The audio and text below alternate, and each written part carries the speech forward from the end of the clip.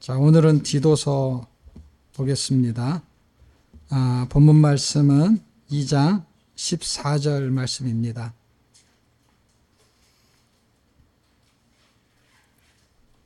찾으셨나요? 같이 합독하겠습니다. 시작. 그가 우리를 대신하여 자신을 주심은 모든 불법에서 우리를 속량하시고 우리를 깨끗하게 하사 선한 일을 열심히 하는 자기 백성이 되게 하려 하심이라. 아멘. 아멘. 디도서는 읽다 보면은 중복되는 내용들이 많이 나오는데 특히 디모데에게는 나의 참아들, 내 아들, 영적인 아들, 믿음으로 낳은 아들 이렇게 말했어요. 그래서 저는 디모데만 특별히 그렇게 생각했다라고 생각을 했는데 디도서를 읽다 보니까 4절에 보면 믿음이라는 단어가 나오고 나의 참아들이라는 단어가 나오고 해서 디모데 전서 1장에 있는 디모데에게 했던 말을 똑같이 하고 있다라고 생각이 됩니다. 그러니까 바울의 입장에서는 디모데나 디도나 똑같이 영적인 아들로 생각하고 그에게 뭔가 세상으로 말하면 한 자리를 준 거죠. 한 자리를. 그게 좋은 자리인지 나쁜 자리인지는 모르겠지만 자리를 줬어요. 그런데 어떻게 하다 보니까 자리가 좋은 자리가 있다라고 표현하기는 좀 그렇지만 섬보다는 그래도 예배소가 더 나은 것 같아요. 느낌상. 지금 시대에. 근데 그때도 그랬지 않았겠나. 왜냐하면 섬이라는 곳은 옛날이나 지금이나 교통도 안 좋고 왕래도 쉽지 않고 그런데 이 그레테 섬이라는 거는 굉장히 큰 곳이거든요. LG전자에서 냉장고가 고장 났는데 전화가 다 오네요.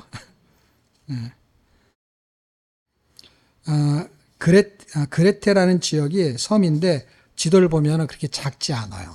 작지 않다라는 것은 꽤 큰 섬이에요. 그런데 왜 디모데에게는 예배소의 지역을 주고 디도에게는 왜 그레테라는 곳에 섬을 줬나라고 할 때 제가 볼 때는 누구를 더 좋아하고 싫어하고라는 개념보다 아마 정직한 바울의 입장에서 볼 때는 자기가 뭐 더 사랑하는 느낌이 드는 제자가 있을 수는 있겠죠. 그러나 제자들에게는 특성이 있다는 걸 이해하셔야 돼. 그리고 바울만 그런 게 아니라 인간적으로 보면 예수님도 그랬어요. 왜 그랬냐? 예수님도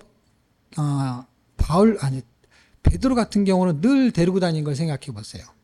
요한 같은 경우도 그렇고. 그렇게 보면은 특히 세 사람을 가장 많이 데리고 다녔거든요. 뭐 예를 들면 요한, 야고보, 그다음 베드로. 근데 베드로는 거기서도 좀 더 쳐주는 그 느낌상에도 그렇고 그렇게 보면은 예수님이 누구를 편애했다라고 보기보다는 아마 그들의 특성을 살리지 않았겠는가. 그러면 베드로 같은 경우는 그 그룹 중에서 리더로 세울 만한 사람이었고 가룟 유다 같은 사람은 그 그룹 중에서 돈 관리를 잘 할 사람 같았고 아마 베드로한테 시켰으면 계산을 다 틀렸을지도 모르죠. 물론 그렇지 않을 수도 있겠지만 이제 급한 사람은 이렇게 뭘 빠뜨리기를 하니까 이제 그럴 수 있겠다는 걸 우리가 추정하는 것뿐이지. 그러나 현실적으로 추정하는 것 중에 타당성이 있는 거는 그들의 성향을 하나님이 잘 사용하시지 않았겠는가라는 생각이 듭니다. 그러면 바울도 디모데를 더 사랑했고 디도를 덜 사랑했다라고 표현하기보다는 디모데에게 에베소를 맡기는 게 적합하다고 아마 생각하지 않았겠나. 그리고 디도에게는 그레테를 맡기는 게. 그러면 인간적으로 생각해 보자고요. 인간적으로 아버지가 자녀들이 있는 거에 재산을 물려주거나 기업을 물려줄 때 옛날에는 가업을 이때 첫째한테 많이 물려줬지만 옛날에도 무조건 첫째한테만 물려준 건 아닌 것 같아요. 왜냐하면 그 자녀들의 특성과 기질이 있잖아요. 근데 그 첫째한테 물려주면 회사를 말아먹을 것 같아. 그럼 아버지가 주고 싶어도 못 주는 것이죠. 돈은 줄 수 있어도 기업을 줄 수가 없는 거예요. 기업을 말아먹기 때문에. 근데 돈이 기업이죠. 말하자면. 재산이 다 거기 들어가 있으니까. 나머지는 푼돈이죠. 뭐 집 한 채 주거나 이런 거는 우리는 그게 큰 돈이지만 그들한테는 진짜 푼돈인 거죠. 그런 거를 볼 때 옛날이나 지금이나 부모나 멘토나 자식을 생각하고 잘 되기를 바라는 거는 특성을 생각할 수밖에 없다. 그 특성이 얼마나 중요하냐라는 거는 그 특성이 그 지역도 의미할 수 있다라는 거예요. 그러니까 목회를 두 사람을 바꿔서 만약에 했다. 그러면 디도는 예배소 교회에서 잘 할란지는 모르겠어요. 근데 디모데가 이 그레테 교회에 가가지고 목회를 하다가 엄청 상처를 받을 확률이 되게 높을 정도예요. 왜냐하면 이 사람들이 질적으로 보통 항구 도시가 굉장히 좀 난폭한 위치거든요. 외부에 문물이 들어오기 때문에 굉장히 뭐 도둑도 많고 그다음에 거칠고 그렇대요. 실제 항구 도시가 그렇대요. 고린도도 항구 도시이기 때문에 그런 고린도인들이여라는 별칭이 붙은 것처럼 섬은 더 그렇대요. 이 사람들의 특성이 어떠냐면은 12절에 보게 되면 1장 그레데인들은 이렇게 말하는 거예요. 그들에게는 그레데인들이라는 건 뭐냐면 그레테에 사는 사람들 전체가 평균이 그렇다는 거야. 너무 놀랍지 않아요? 평균이 그렇다는 건 뭐냐면 대부분이 어느 지역에 가면은 이 문둥이 자식들 그러면서 하는 말들이 있잖아요. 그냥 욕이 뭐라 그러지? 욕이 그냥 평서문이야. 그냥 욕이 그냥 자연스러운 거 그게 나와야 이렇게 감칠맛이 나는 대화가 되는 거야. 대화가. 이 양반의 대화가 아니라 꼭 쌍놈의 대화라고 하긴 좀 그렇지만 어쨌든 그게 붙어야 돼. 붙어야만 이게 자연스럽게 그 다음 대화가 이게 진행이 되고 그 다음 단어가 연결이 되는 거야. 그게 붙지 않으면 뭐 밋밋해. 뭐 거시기가 붙는다든지 아니면은 뭐 문둥이 자식이 하면서 뭔가 욕이 하나씩 붙는데 그게 쌍욕 같은 게 아니라 그냥 대화야, 대화. 이 사람들이 항상 거짓말하는, 그러니까 거짓말을 할 수도 있는데 늘 거짓말이 그냥 일상이야, 일상. 다 그려내야 하는 거야. 여러분, 대전에 가면은, 대전에 목회했던 목사님들이 학을 띄어. 처음 부임해 가가지고 전도하잖아요. 그럼 밭에서 일하고 있으면 교회 나오세요, 주일날. 그러면, 예, 목사님 나갈게요. 그런데. 그러니까 막 기다리고 있으면 안 나올게. 그래서 혹시 무슨 일이 있는가 싶어가지고 지나가다가 다음 주에 나오세요. 그러면 또 나온다는 거야. 왜 나왔는지 물어보지를 못하는 거야. 왜냐하면 뭐 무슨 일이 있었겠지. 그렇게 매주 할 때마다 안 나오는데 우리 목사님들 모임이 있어서 대전에서 모여서 공부를 하러 갔는데 여러 지역에서 오신 분들이 자기가 대전에서 목회를 했다는 거야. 지금은 대전이 아닌데. 내가 대전에서 10년 있었고 20년 있었고 하면서 말하는 거야. 그러면서 지금 제가 한 얘기를 학을 띈 얘기를 하는 거야. 그랬어요. 저는 20년 됐어요. 저는 30년 됐어요. 30년 동안 그 사람들이 그런다는 거야. 안 바뀐다는 거야. 그리고 대답을 하는 거야. 나중에 물어봤대요. 아니 왜 나온다고 대답을 하고 한 번도 아니고 두 번도 아니고 1년도 아니고 10년 20년씩 그렇게 이야기를 할 수 있느냐 그랬더니 어떻게 목사님 나오라고 하는데 못 나간다고 그렇게 말할 수가 있어요. 분명히 못 나갈 거고 안 나갈 건데 나간다고 말하는 거야. 항상 거짓말을 해. 근데 그들은 그걸 거짓말로 생각을 안 하겠죠. 근데 이 기준치에서 볼 때는 그게 다 거짓말인 거야. 거짓말, 그 다음에 악한 짐승. 이 표현이 악한 짐승 너무 심하지 않아요? 거짓말도 항상이라는 말은 정말 이게 달고 사는, 욕을 달고 살듯이 그냥 거짓말을 달고 사는 거야. 이게 뭐가 진심인지 몰라. 막 부산에 가서 목회한 어떤 목사님 얘기 들으면 너무 힘들다는 거야. 오늘 회의를 해가지고 장로님들 개인적으로 만나가지고 어떤 그 안건이 있어서 그거에 대해서 의견을 나누면 그럼 당연히 그거는 그렇게 해야죠라고 다 얘기를 했대. 그래서 회의를 하잖아요. 그러면은 자기가 언제 그랬냐는 식 그게 확 뒤집혔다는 거야. 그래서 처음에 몰랐는데 수십 년 살다 보니까 나중에 알게 됐대. 왜 뒤집혔는 줄 아세요? 그 사람들끼리 뭐라는 줄 아세요? 우리가 남이가. 그래가지고 그걸로 그냥 남이가가 그냥 계속 지금까지 수십 년 동안. 그래서 우리가 남이 아니기 때문에 우리가 다 친척이고 다 이런 거기 때문에 어떻게 해요? 그런 게 중요한 게 아니라 이게 중요한 거야. 그래서 뒤집어지는 거야. 그 뒤집어지면 속도 뒤집어지고 목회할 만도 떠나고 막 그런 사람들이 대전의 뭐지요? 경상도의 특성, 그 다음에 그 충청도의 그 특성이 있는 것처럼 이 고린도 교인들의 특성이 있고, 그 다음에 그레테 교인들이 이렇다는 거야. 그리고 늘 배만 위하면서 일도 안 해. 그러니 완전 삼중구죠. 이런 사람을 샌님 같은 디모데가 어떻게 감당을 하겠어요? 당장에 목회 그만두죠.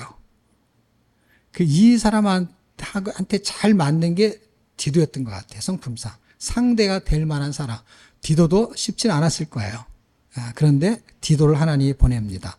그러면서 악한 짐승, 게으른 거, 그 다음에 악한 짐승, 그 다음에 항상 거짓말하는 거는 전부 다 싸잡으면 뭔지 아세요? 선하고 완전히 반대되는 악이야.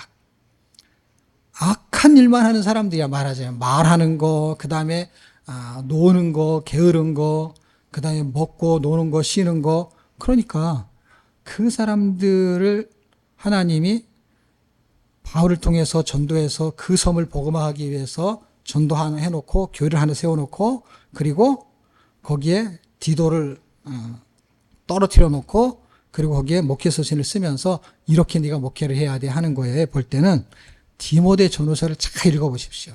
그 내용은 되게 유순한 내용 같지 않아요? 거기도 직분을 임명하는 거에 대한 내용이 나와요, 안 나와요? 나오죠. 여기도 나오죠.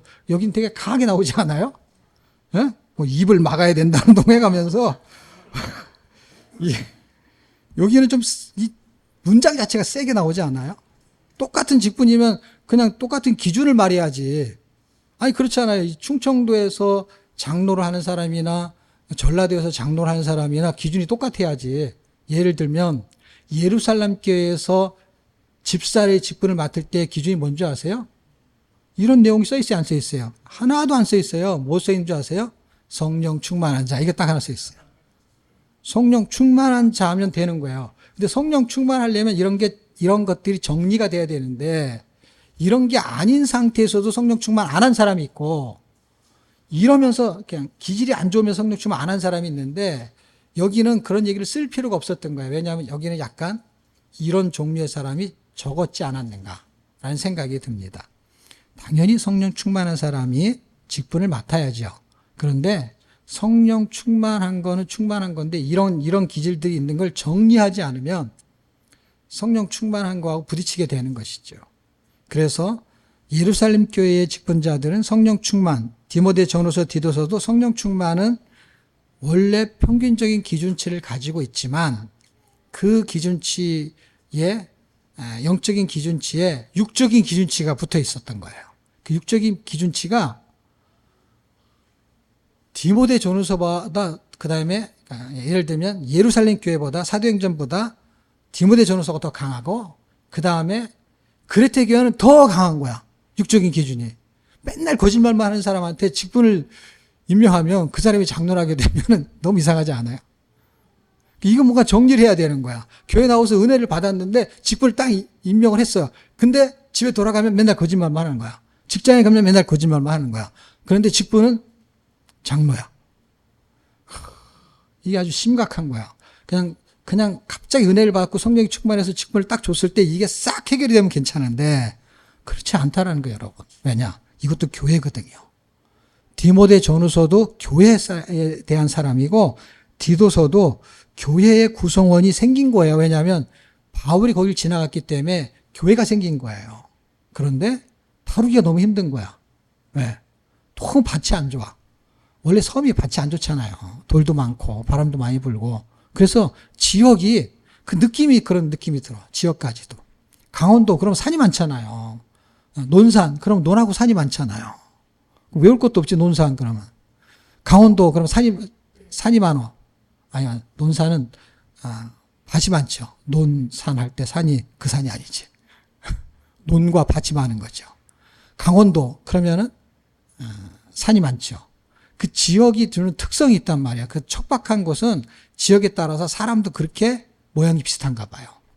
유순하지가 않고 그걸 이겨내야 되고 바닷가에 사는 사람이 그렇고 그런 사람들에게 지금 선한 것을 이야기하고 있다는 것은 가중치가 좀 있다라는 생각이에요. 근데 그 얘기를 서론적으로 제가 왜 하느냐 할 때 우리도 예수를 믿고 받아들였을 때 우리에게도 예루살렘 교회 같은, 그 다음에 예배소 교회 같은, 그 다음에 그레테 같은 그런 사람들이 있을 수 있잖아요. 그럴 경우에 자기들이 생각해가지고 내가 더 정리해야 될 게 얼마나 많은지를 보는 거예요. 그래서 여기 항목들이 많이 나오잖아요. 5절서부터 쭉 나오는 거에 볼 때 여러 가지가 있잖아요. 그 여러 가지가 있는 거에 대해서 내가 해당되는 것들이 디모데 전후서를 읽을 때는 없었는데 여기에 걸려드는 경우가 있다. 그러면 나는 딱 그레테 교인에 해당이 되는 거야. 조유교의 교인이지만.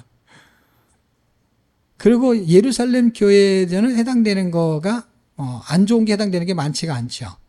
왜냐하면 이게 종류가 이쪽에 더 많다 보니까. 그래서 실제 이 내용은 그 당시 2000년 전에 바울이 디도에게 맡긴 그레테 교인들에 대한 목회 서신이지만 지금 조이교회에 딱 맞는 목회 서신은 아니에요. 그런데 각자에게는 해당이 될 수 있다라는 거야. 각자의 어떤 것들이 해당이 되면 그걸 내가 정리해야 될 내용이야. 왜냐하면 하나님을 그걸 정리하기를 원하신다는 거예요.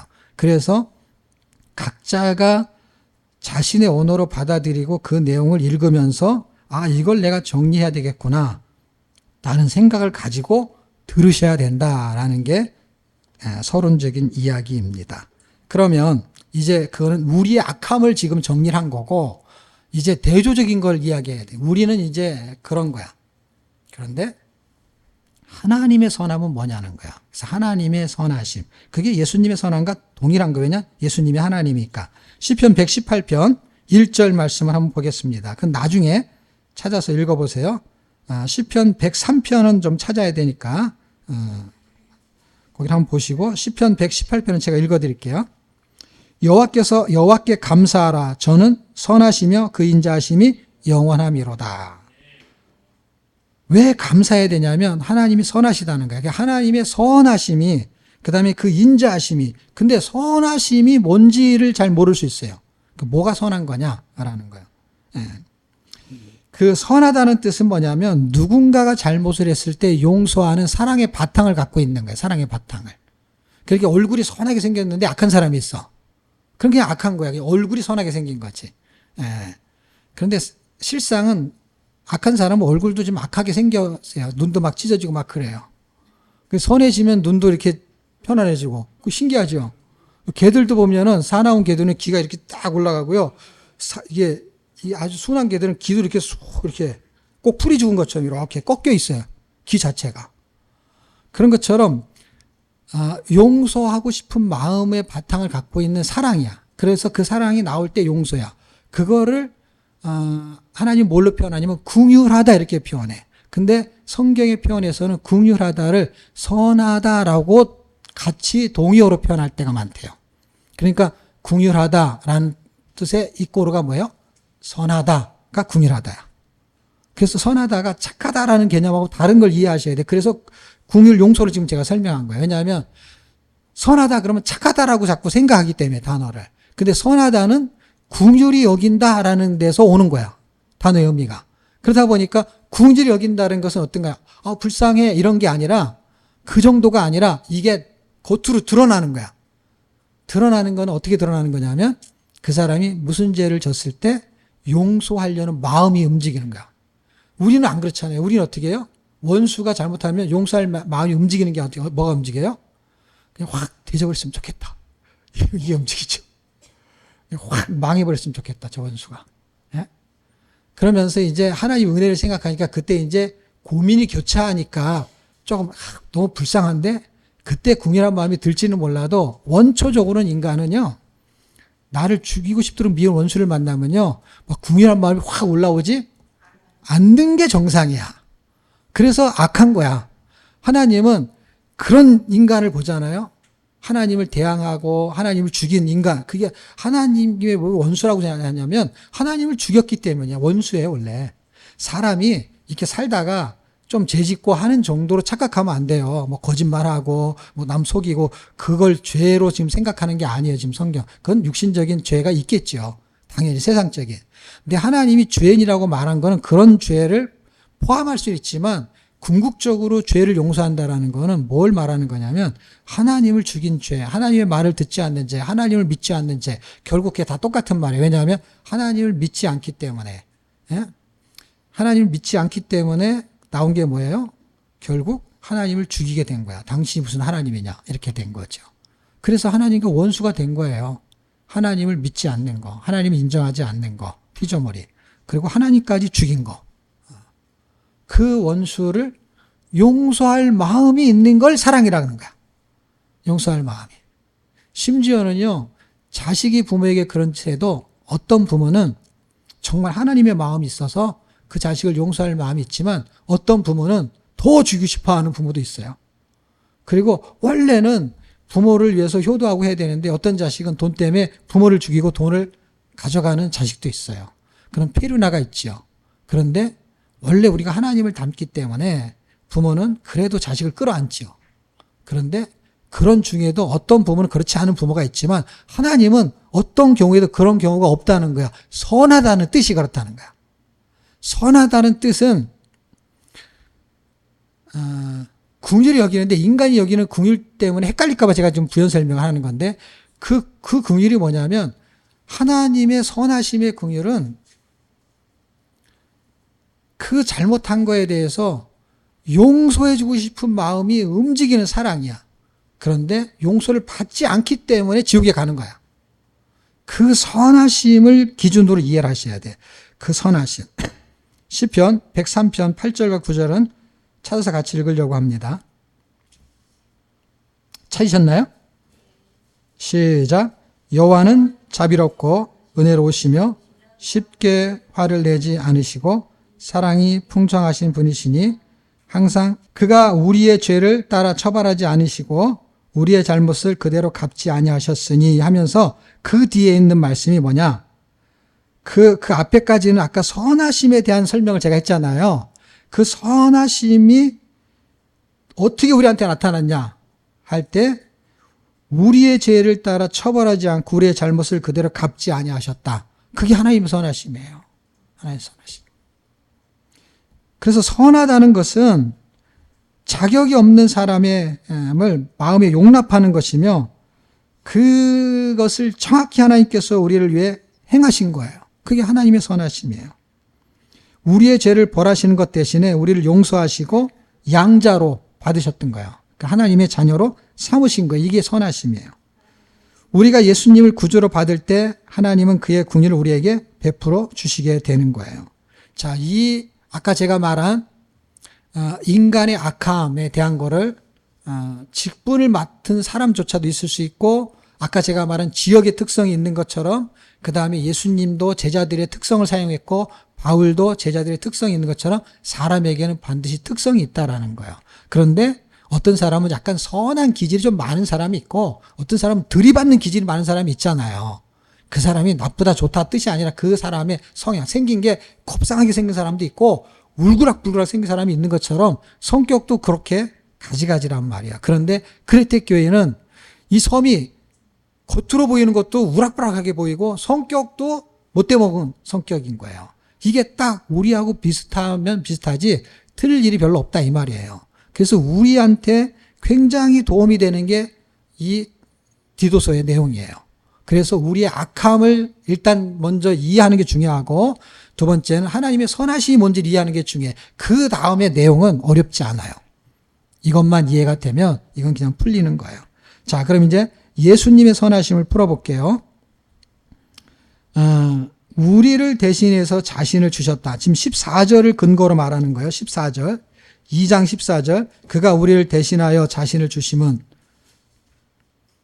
그러니까 선하심 여기서 14절에는 선한 일을 하게 만들려고 하는 것이 선행사가 필요해. 선행사. 그 선행사가 뭐냐면 무슨 일을 하려면 직분을 줘야 되고 무슨 일을 하려면 그만한 위치가 돼야 되니까 그렇게 하려면 하나님의 선하심이 우리한테 임하고 그가 선한 일을 해야 돼.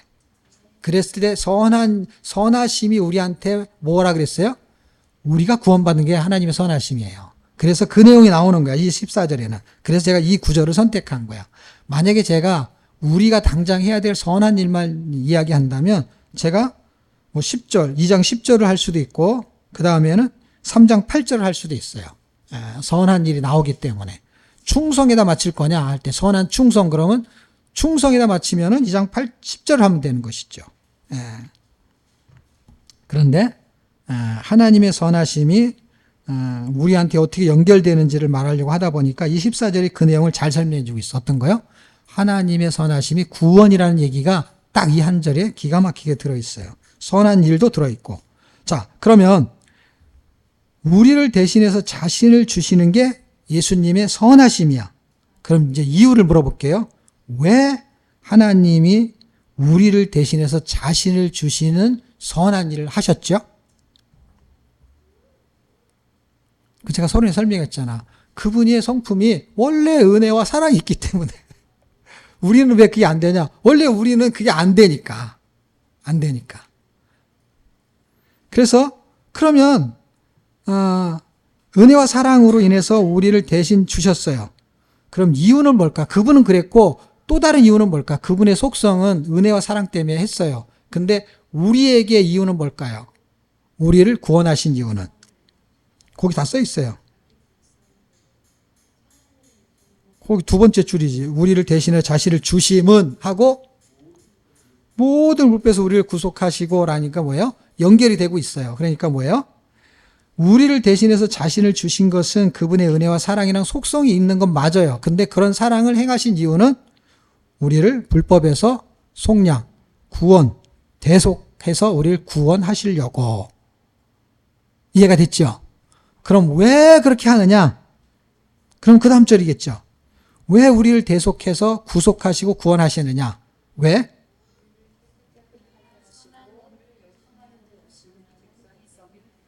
그렇죠. 하나님의 백성이 되어서 친백성이 하나님의 백성이거든요. 그러니까 하나님의 자기 백성이 되게 하셔가지고 무슨 일을 하게 하려고? 성도로 만들고 죄인을 의인을 만들어가지고 뭐 하게 하려고? 선한 일을 열심히 하게 하려고. 그런데 문제가 생겼어. 이렇게 하게 하려고 예수님이 죽으시고 이렇게 믿은 사람들이 디도서 다시 말하면 그레테 교회도 그런 사람들이 있었다는 거예요. 그런데 그 사람들한테 그 일을 맡기려고 하다 보니까 직분을 줘야 되잖아요. 너 통독원 해, 그 다음에 총무 리더 해 라고 맡기려고 하는데 맡기고는 싶은데 어떻게 해요? 운영을 못할 것 같아. 맡기면은. 심화과정 같은 걸 해야 될 것 같아. 그래서 이제 심화과정으로 들어간 거야. 그 심화과정이 뭐냐면은 이 사람들한테 너 이렇게 하면 안 돼, 저렇게 하면 안 돼가 전부 다 심화과정이야. 이 사람들이 늙은이 이렇게 해야 되고 젊은 사람 이렇게 이게 지금 2장에 가면 1장도 할 게 많은데 2장은 뭔지 아세요? 2장에 보면은 자세히 설명해. 늙은 남자, 늙은 여자, 젊은 여자, 젊은 남자. 무슨 얘기인지 아세요? 늙어도 변하지 않은 거야. 젊을 때부터 시작해가지고 쭉 늙을 때까지. 그러니까 늙으면 늙은 대로, 남자는 남자대로, 여자는 여자대로, 젊은 것도 남자는 남자대로, 여자는 여자대로 계속 심화 과정을 해야 돼. 예수를 믿고 교회에 들어왔는데 그 사람들한테 선한 일을 하게 만들려고 하다 보니까 어떻게 해요? 선한 일을 하게 하는 일을 어떤 중간 리더를 맡기려고 세우려고 하다 보니까 맡길 수가 없어. 그냥 디도가 하는 설교만 듣게끔 하는 에서 이 사람을 키워서 성장시키려다 보니까 중간 리더를 세워야 되니까 그게 직분이잖아요. 세우려고 하는데 그레테 교회가 컸나 봐요. 각 성에 다니면서 이런 사람들을 세우는 거야. 그런데 이런 사람 세우기가 너무 힘든 거예요. 그래서 세 가지를 제가 설명할 건데 그 세 가지는 선한 일을 열심히 하게 하는 세 가지가 있어요. 그 세 가지가 1장에서는 직분의 목적을 설명해요. 직분의 목적. 그래서 1장 5절에 보게 되면 내가 너를 디도죠. 그레테라는 섬에 그레테 교회인 거죠. 결국 지역교회니까 떨어뜨린 이유는 목적이죠. 부족한 일을 바로잡고 부족한 게 많다는 거예요. 그 부족한 게 뭐예요? 12절. 부족한 게 엄청난 거예요. 사실은. 이게 고칠 게 너무 많은 거예요. 고칠 게. 각성의 장로들을 세우게 하려 함이라 책망할 것이 없고 한 해의 남편이여 방탕하다는 비방이 불순진 없는 자들 둔자라 할지는 이런 사람을 찾아야 되는데 이런 사람 찾기가 쉽지가 않은 거예요. 이런 사람이 되라는 얘기야. 그러니까 이런 사람이 있으면 좋고 없으면 어떻게 해요? 그런 사람이 돼야 되는 거야. 1장에서는 선한 일을 하게 만드는 첫 번째는 교회에서 선한 일을 시키려다 보니까 어떻게 해요? 직분자가 필요한 거예요. 직분자. 그리고 1장 12절 우리가 읽었잖아요. 그레테는 세상의 깊숙한 내면을 상징하는 것 같아요. 그건 결국 뭐예요? 인간의 모습을 보여주는 것 같아요. 이거는 꼭 예배소 교회는 좋고 그레테 교회는 나쁘고 이렇게 평가할 일이 아니라 내 내면을 그레테 교회가 나의 내면을 보여주는 거야. 나의 적나라한 모습의 전부는 아닐지라도 그 해당되는 게 많다면 인간의 모습을 보여주는 거야. 거짓말장이 약한 짐승 배를 위한 기름장이 여기에 사실 연관성이 있죠. 자, 2장에서는 12절인데요. 2장 12절. 1장은 직분의 목적, 교회에서 선한 일, 그레테에서 디도의 사역이 등장하고요. 2장은 양육의 목적. 왜 양육이냐? 이 사람들 구원했으니까. 교회 나왔으니까. 양육의 목적은 뭐예요?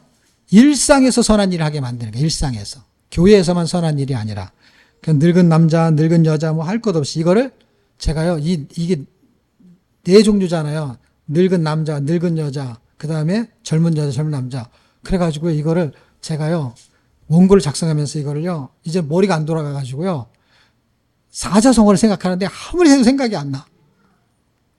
이걸 합쳐가지고 하는 게, 네자로 하는 거는 머릿속에 써 있지, 이렇게 맴돌아. 이게 딱 하면 옛날에 딱 나왔는데, 그게 안 나오고, 아무 생각이 안 나. 네자가 있잖아요. 막, 부귀영화, 그 다음에, 사피기 이런 식으로 할 때, 이렇게 늙고 젊고, 그 다음에 여자, 남자, 그럼 네자로 딱 있잖아요. 그 남녀노소를요, 1시간 동안 생각했어. 안 떠오르는 거야. 그게 머릿속에서 있는데, 이게 뭐지? 그래갖고 막 사전까지 찾아가면서 이렇게 늙은 남자, 늙은 여자 이렇게 합쳐서 뭐라 그러지? 대답을 안 해. 그래갖고 남녀노소를 생각하는데 1시간, 이거 설교 준비하라고 남녀노소 준비하는데 1시간 걸렸어, 1시간. 그래가지고 2장에서 그 남녀노소 모든 사람이죠. 그 모든 사람에게 선한 일에 본을 보이게 하라는 거예요. 그러니까 모든 사람들이 일상에서 선한 일을 하게 만들어야 되는데 하게 만들기 위해서 뭘 해야 되느냐? 본을 보여야 되는 거예요. 디도 네가 그렇게 본을 보여줘야 돼라는 거예요. 그런데 목적은 뭐예요? 양육의 목적이 일상에서 선한 일을 하게 만들려는 거예요. 그게 2장 12절에 있습니다. 그리고 그렇게 하는 것의 결론은 우리가 주제로 삼았던 성경 구절 있잖아요. 2장 14절. 선한 일을 열심히 하는 하나님의 백성을 만들기 위해서 양육을 하는 거예요. 교육을 계속 받아야 되는 것이죠. 거기에 보면은 부모가 자식의 선한 일, 그 다음에 자식이 부모에게 선한 일, 이런 것도 들어있는 거예요. 그 다음에 직장에서는 알바들이 주인한테 선한 일, 이게 들어있는 거예요. 그런 선한 일은 결국 뭐예요? 하나님의 선한 일하고 약간 차이가 있죠. 왜냐하면 하나님의 선한 일은 영적인 선한 일이기 때문에 인간이 정말 아가페의 사랑을 가진 부모한테만 해당이 되죠. 나를 막 찔러 죽이려고 하는 자식도 용서하는 그런 마음. 그런 걸 좀 보여주는 거죠, 하나님이. 하나님은 정말 이런 마음인가 봐를 느끼게 하는 것이죠.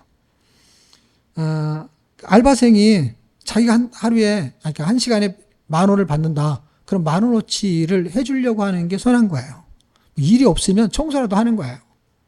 그럼 주인이 볼 때는 참 월급 주기 안 아까운 거죠. 그럼 일이 없어서 노는 건데, 근데도 뭔가를 하려고 해요.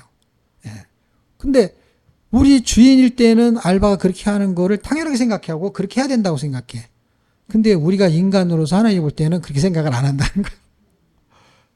생각해 보세요. 하나님이 주인이고 우리가 거기에 종인데 우리는 그렇게 생각 안 해. 장사할 때는 그렇게 생각하는데 신앙생활 할 때는 그렇게 생각을 안 할 수 있다는 거예요. 그거를 나한테 대입을 해야 된다는 것이죠. 세 번째 마지막인데요. 3장 5절 구원하시되. 자, 이거를 여러분이 기억하기 좋게 말하면 디도의 사역이지만 하나님의 사역이잖아요.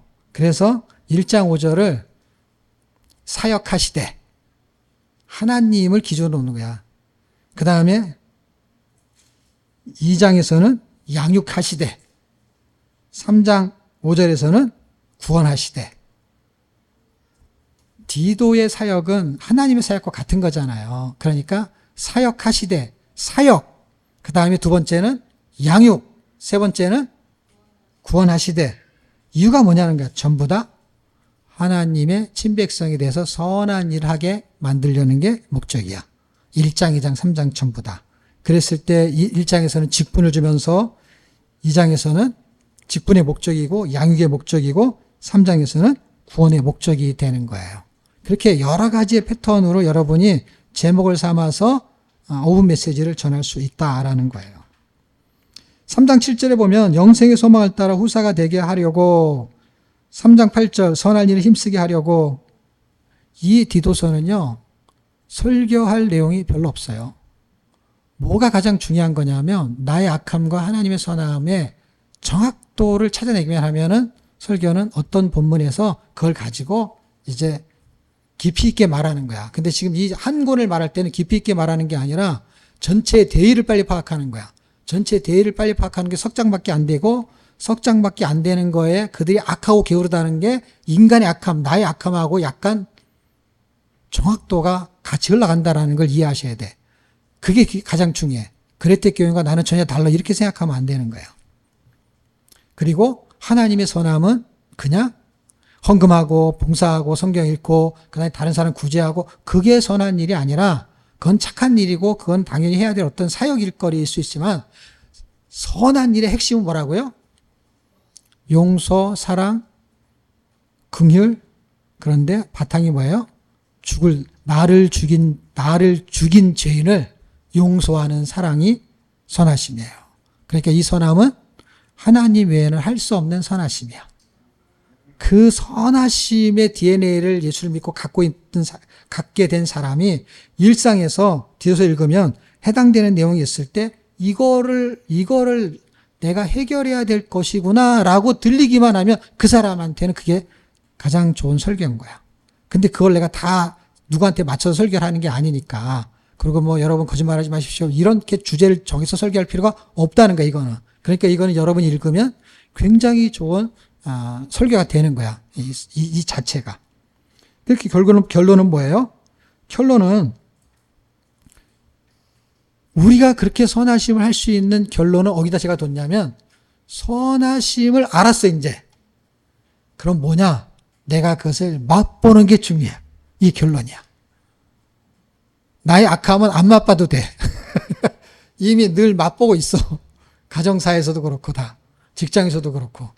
서로 그런 게 드러날 때가 있어. 좋을 땐 괜찮은데. 그래서 그거는 맛보아. 늘 인생 살다 보면은 그냥 짜릿한 맛을 본다고. 그런데 하나님의 선하심을 맛보는 거는 쉽지가 않아요. 그래서 그걸 맛보는 거야.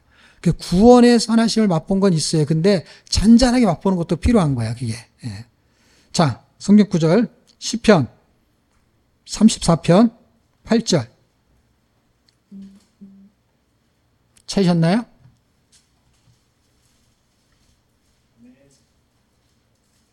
이게 결론이에요. 다 내용을 알았는데 내가 이걸 맛보는 게 되게 중요해. 오늘 뭐 된장찌개를 끓였어. 맛 좀 봐. 맛을 봐야 맛을 알지. 선한 일에 충성하려면 뭐가 필요하다고요? 하나님의 선하심을 맛보아 가지고 내가 그 맛을 내야지. 찾았어요? 같이 읽겠습니다. 시작. 너희는 여호와의 선하심을 맛보아 알지어다. 그에게 피하는 자는 복이 있도다. 그에게 왜 피하겠어요? 세상이 우리를 환난 속에 있을 때 피해야 돼요. 다윗이 늘 그렇게 피했거든요. 그래서 다윗이 다 그런 분위기로 글을 쓰는 거예요. 그리고 하나님의 선하심을 맛보아 알지어다는 건 뭐냐면 맛본 경험이 많은 거야, 그 사람은 쫓겨다니면서. 그리고 그분한테 피하는 복이 있다. 어떻게 다른 데 피해갖고는 대할 일이 아니에요. 피서 여름을 피하는 거잖아요. 어디로 가야 돼요? 강원도로요? 뭐하려고 강원도로 가야 에어컨 밑으로 가야지. 거기까지 가느라고 더운데 차 안에서도 덥고. 피서가 뭐예요? 옛날에는 강원도인데 지금은 에어컨이죠. 아니면 투썸에 가든가. 투썸에. 섬이 두 개인데. 하나는 그레테, 하나는 외로운 나. 자, 하나님의 선하심은 우리가 지금 글로서 설교를 들어서 알 수 있어요. 아, 그게 선하심이구나. 내가 선하심을 경험했지. 그런데 그게 너무 오래전이잖아. 그리고 그때 짜릿한 그 구원의 감격이 있잖아요. 근데 만약 그게 퇴색이 됐잖아요. 그게 다시 그거를 되새길 필요가 있고, 그리고 하나님의 선하심은 그것만 있는 게 아니라 잔잔한 일상에서도 굉장히 많다라는 것을 기억하셨으면 좋겠습니다. 여호와의 선하심을 맛보알지어다 하면 뭐예요? 맛보아 알 수 있는 자만이 그 맛을 내기가 쉽다라는 것입니다. 그래서 은혜를 맛본 사람이 은혜를 끼치기가 쉬운 거예요. 여러분, 여러분의 경제가 어려우면요, 밥 한 끼 사는 거 되게 힘들어요. 그런데 일주일에 3일씩 알바를 하잖아요.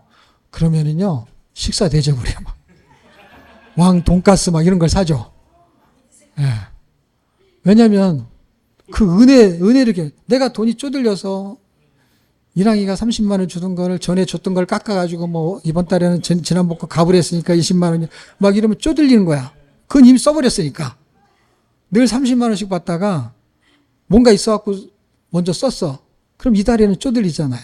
그러면 어떻게 해요? 커피 한 잔 사주기도 힘들어.